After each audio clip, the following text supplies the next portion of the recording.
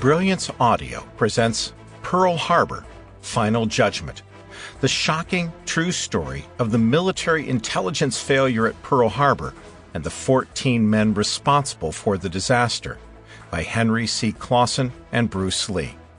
Performed by Tom Parks.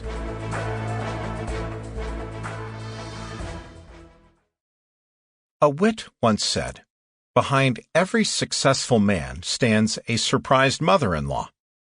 But it was no surprise that Virginia was my devoted wife and loyal companion in my endeavors. To her, I lovingly dedicate this volume. Preface: Pearl Harbor Ghosts.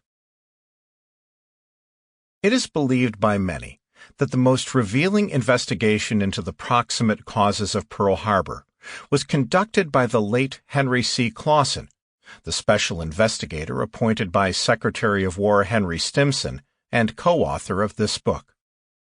Clausen's original report became Volume 35 of the Pearl Harbor hearings. His report had no conclusion, however, for reasons of national security. This book is that missing conclusion, in which Clausen found that on at least 11 occasions, Admiral Husband E. Kimmel withheld from General Walter S. Short vital intelligence information that, if it had been passed along properly, might have caused Short to go on a full war alert prior to the Japanese attack. Clausen also discovered that the Naval Command at Pearl Harbor had withheld vital intelligence from Washington. Clausen discovered that the 14th part of the Japanese message sent from Tokyo to Washington on December 6, 1941, about a break in diplomatic relations, was available 9 hours before the attack, but was not delivered to key decision-makers in Washington until the following morning.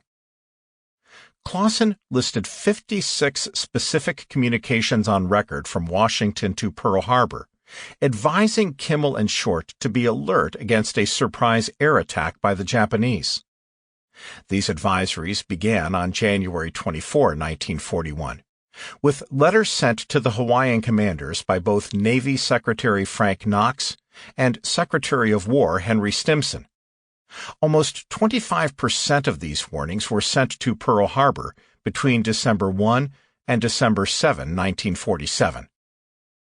Thus, with the dispatch of war warnings from Washington to the Joint Command at Pearl Harbor on November 27, plus additional warnings sent to Pearl Harbor on December 3, containing the news provided by London that Japanese embassies around the world were destroying their codes and code machines, both Kimmel and Short knew that somewhere in the Pacific a Japanese attack could occur within a day or a week.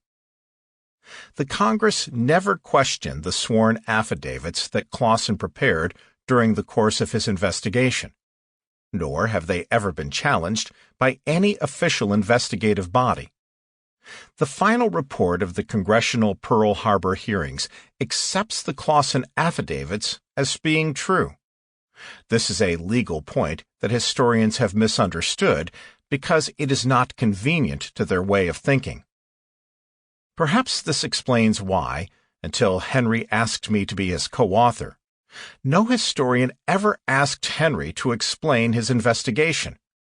If they had done so, I know that Henry would have answered their questions fully and completely. But the fact is, they did not.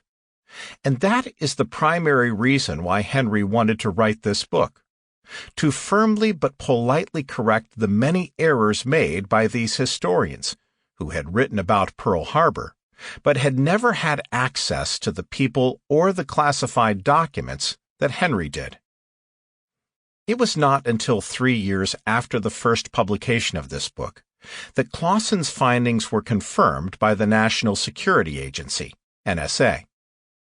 In a report released in 1995 and titled Pearl Harbor Revisited, United States Navy Communications Intelligence 1924 to 1941, Frederick D. Parker of the Sample complete. Ready to continue?